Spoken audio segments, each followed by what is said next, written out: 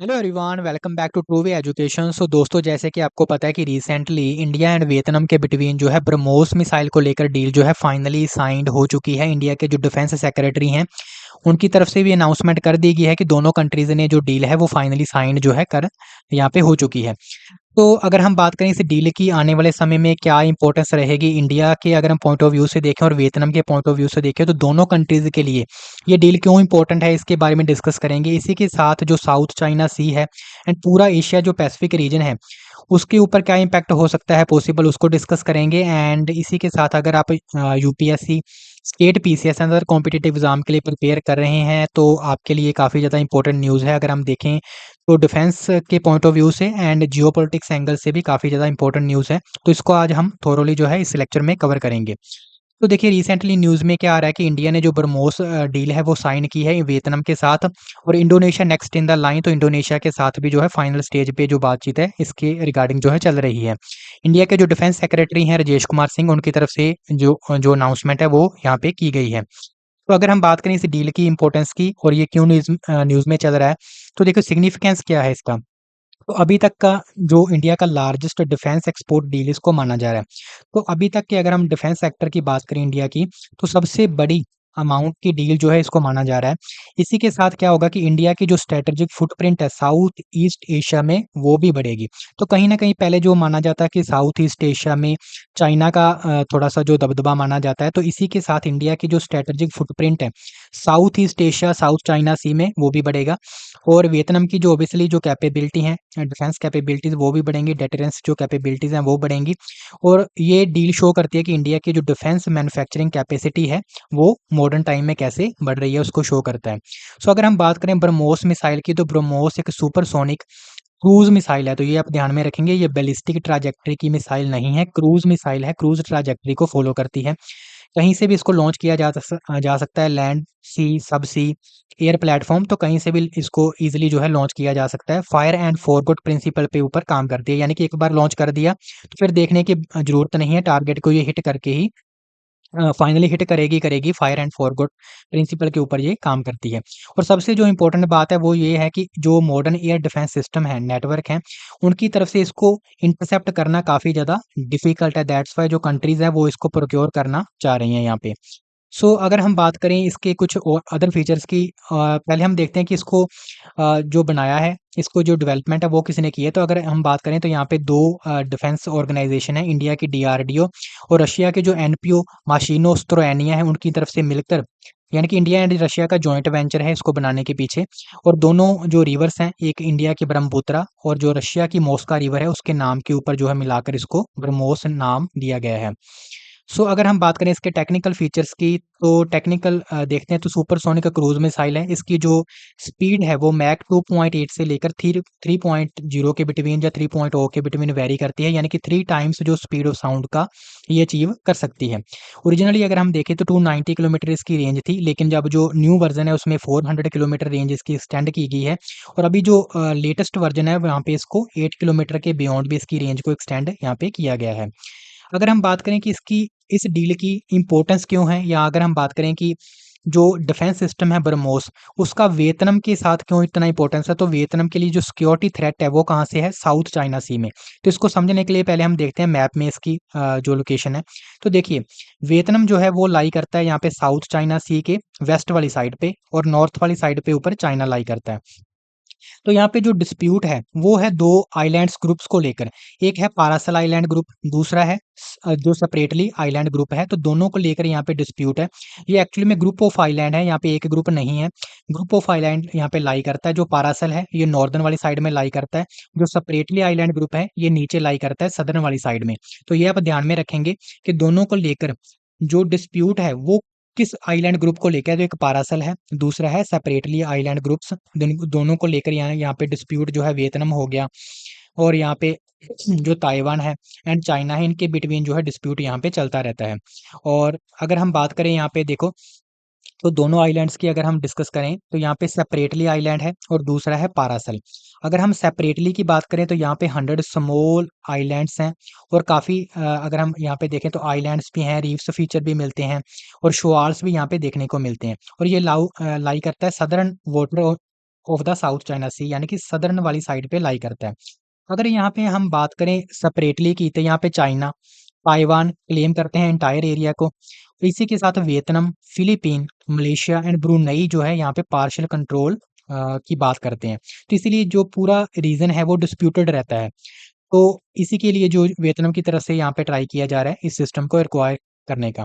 अगर हम पारासल की बात करें, तो पारासल में ऑलमोस्ट जो है 30 स्मॉल आइलैंड्स का ग्रुप है। यहाँ पे कोरल आइलैंड्स भी मिलते हैं, सैंड बैंक्स हैं, और जो रीफ फीचर है वो भी यहाँ पे देखने को मिलते हैं। एंड नॉर्दर्न पार्ट जो साउथ चाइना सी का है वहाँ पे ये लाई करता है। यहाँ पे चाइना, ताइवान एंड वियतनाम तीनों जो यहाँ पे टेरिटरी क्लेम करते हैं इन आइलैंड्स के ऊपर।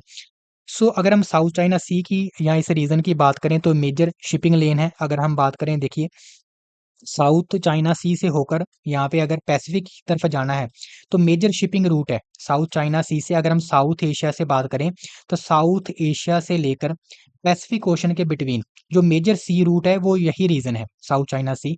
तो इसीलिए जो कंट्रीज है यहाँ पे क्लेम करती हैं।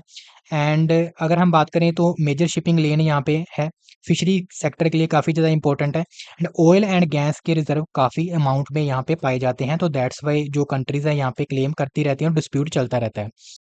तो अगर हम बात करें कि वियतनाम के लिए जो डिफेंस सिस्टम है ब्रह्मोस, उसकी क्या इंपॉर्टेंस है, या फिर क्यों वियतनाम की तरफ से यहाँ पे ट्राई किया जा रहा है इस डिफेंस सिस्टम को एक्वायर करने का। तो देखिए, वियतनाम के लिए जो मेनली थ्रेट है वो साउथ चाइना सी में है, जैसे कि हमने पहले भी मैप में देखा है। कोस्टल डिफेंस को मजबूत करना वियतनाम की पहली प्रायोरिटी है। यानी कि कोस्टल डिफेंस अगर अच्छा होगा तो ऑब्वियसली वियतनाम जो है, जो एग्रेशन है चाइना का, उसको कम कर पाएगा। तो ब्रह्मोस के साथ क्या होगा कि इजीली टारगेट्स को जो है हिट किया जा सकता है रैपिडली, क्योंकि ब्रह्मोस को किसी भी प्लेटफॉर्म से लॉन्च किया जा सकता है इजीली। दूसरा यहाँ पे जो बेनिफिट होगा वियतनाम को वो है anti access and area denial. तो ये बात क्यों आ रही है कि एंटी एक्सेस? देखिए, कई बार क्या होता है कि जो साउथ चाइना सी है, वहाँ पे चाइना की तरफ से एग्रेशन दिखाया जाता है, और जो स्मॉल कंट्रीज है लाइक वियतनाम, वहाँ पे वो फुली एक्सेस नहीं कर पाती रीजन को। तो ऐसी अगर डिफेंस कैपेबिलिटी वियतनाम की अच्छी होगी, तो वो क्या कर पाएगी, इस एरिया को इजीली एक्सेस कर पाएगी। तो इससे क्या होगा कि ऑपरेट कर पाएगी फ्रीली इन द रीजन। तो अगर डिफेंस कैपेबिलिटी अच्छी होगी, तो ऑब्वियसली जो रीजन है पूरा साउथ चाइना सी का, वहाँ पे वियतनाम जो है इजीली एक्सेस कर पाएगा। जो पहले क्या होता है, एंटी डिनायल हो जाता है, यानी कि उसको एक्सेस नहीं करने दिया जाता। तो वियतनाम की अगर हम बात करें, तो यहाँ पे ब्रह्मोस के साथ क्या होगा कि डिटर एंटी थ्रेट, यानी कि जो नेवल थ्रेट हैं उनको डिटर कर पाएगा, उनको रोक पाएगा। अपने जो मैरीटाइम इंटरेस्ट हैं उनको भी प्रोटेक्ट कर पाएगा। और अगर कोई भी अग्रेशन होता है, तो उसका कोस्ट, यानी कि उसको ईजिली जो है हैंडल कर पाएगा। अगर उसकी डिफेंस कैपेबिलिटी अच्छी होगी, तो ये वियतनाम की तरफ से ट्राई किया जा रहा है। अगर हम बात करें कि इंडिया की तरफ से क्या इंपॉर्टेंस है या इंडिया को क्या बेनिफिट होगा, तो first defence export. Obviously India का जो डिफेंस एक्सपोर्ट है वो बढ़ेगा। जैसे कि हमने देखा कि डिफेंस में अब तक की सभी सबसे जो बड़ी डील है वो इसको माना जा रहा है। तो इंडिया चाह रहा है कि जो ग्लोबल आर्म एक्सपोर्टर के तौर पे इंडिया खुद को जो है आगे लाने की बात कर रहा है। तो इंडिया की तरफ से कोशिश यहाँ पे की जा रही है कि ब्रह्मोस हो गया, आकाश हो गया, पिनाका, जो हमारा रॉकेट सिस्टम है, कोस्टल जो सर्वेलेंस सिस्टम है, इनका एक्सपोर्ट जो है वो बढ़ाया जाए। तो इसी की तरफ जो है इंडिया यहाँ पे ट्राई कर रहा है। इसी के साथ जो हमारा आत्मनिर्भर भारत है उसको भी पुश मिलेगा। इसके साथ जो मोर मैन्युफैक्चरिंग है, इंडिया में मैन्युफैक्चरिंग बढ़ेगी, एम्प्लॉयमेंट जनरेशन होगा, और टेक्नोलॉजिकल एडवांसमेंट जो हमारे डिफेंस सेक्टर में है वो भी होगा। जो थर्ड बेनिफिट इंडिया को होगा वो होगा कि इंडिया की जो डिफेंस डिप्लोमेसी है वो कहीं ना कहीं स्ट्रेंथन होगी। इसका क्या मीनिंग हुआ? तो देखिए, जब भी किसी कंट्री के साथ ऐसी जो डिफेंस डील्स या ऐसे सिस्टम्स को लेकर डील की जाती है, तो उसे एक लॉन्ग टर्म स्ट्रेटेजिक जो पार्टनरशिप है वो बनती है। तो कैसे बनेगी? देखिए, अगर हम बात करें यहाँ पे, तो जब भी किसी ऐसे डिफेंस सिस्टम को किसी जो कंट्री को भेजा जाता है, तो उसके लिए उस डिफेंस सिस्टम को मेंटेन करने के लिए वहाँ पे मेंटेनेंस की रिक्वायरमेंट होती है।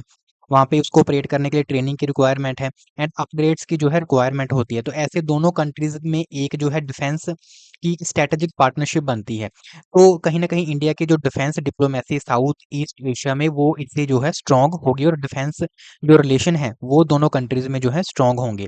इसी के साथ इंडिया की तरफ से ट्राई किया जा रहा है कि स्ट्रेटेजिक बैलेंस बनाने का साउथ ईस्ट एशिया में। सो कैसे कि जैसे अभी इंडिया और चाइना के साथ कॉन्फ्लिक्ट जो है चलता रहता है। तो अभी इंडिया की तरफ से स्ट्रेंथन किया जा रहा है उन कंट्रीज़ को जिनका चाइना के साथ ऑलरेडी एग्नेशन है, यानी कि उन कंट्रीज़ को जिनका चाइना के साथ, या हम बोल सकते हैं कि जो अगेंस्ट कंट्रीज़ हैं उनको स्ट्रेंथन करना। तो बेसिकली डायरेक्टली हम चाइना के साथ कन्फ्रंट नहीं कर रहे, लेकिन हम उन कंट्रीज़ को स्ट्रेंथन कर रहे हैं जिनके साथ चाइना का ऑलरेडी एग्रेशन चल रहा है। तो ऐसे में एक वियतनाम कंट्री भी है जिसका कि एग्रेशन चलता रहता है, जिसको कि यहाँ पे इंडिया की तरफ से सपोर्ट किया जा रहा है।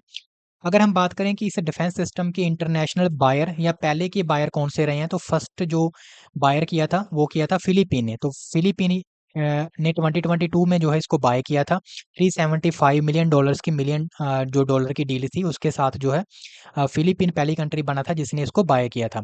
अब सेकंड जो वियतनाम कंट्री है, और इसके बाद जो है इंडोनेशिया है। इंडोनेशिया के साथ जैसे हमने देखा था कि फाइनल स्टेज पे अभी बातचीत चल रही है, और पॉसिबल ही हो सकता है कि इंडोनेशिया की तरफ से भी यहाँ पे इसको बाय किया जाए। सो आई होप कि आपको जो पूरी इंपॉर्टेंस है इस डील के बारे में, इसकी स्ट्रैटेजिक इंपॉर्टेंस, ब्रह्मोस के जो टेक्निकल फीचर हैं वो समझ आ गए होंगे। फिर भी अगर आपको कोई रह जाता है, डाउट रह जाता है, तो आप नीचे कमेंट सेक्शन में बता सकते हैं। आपको ये वीडियो कैसा लगा, इस चैनल का कंटेंट आपको कैसा लगता है, आप नीचे कमेंट सेक्शन में बता सकते हैं। अगर आपको ये वीडियो अच्छा लगा है तो आप इसको लाइक कर सकते हैं, शेयर कर सकते हैं, और चैनल को जो है सब्सक्राइब कर सकते हैं। Thank you everyone, bye bye.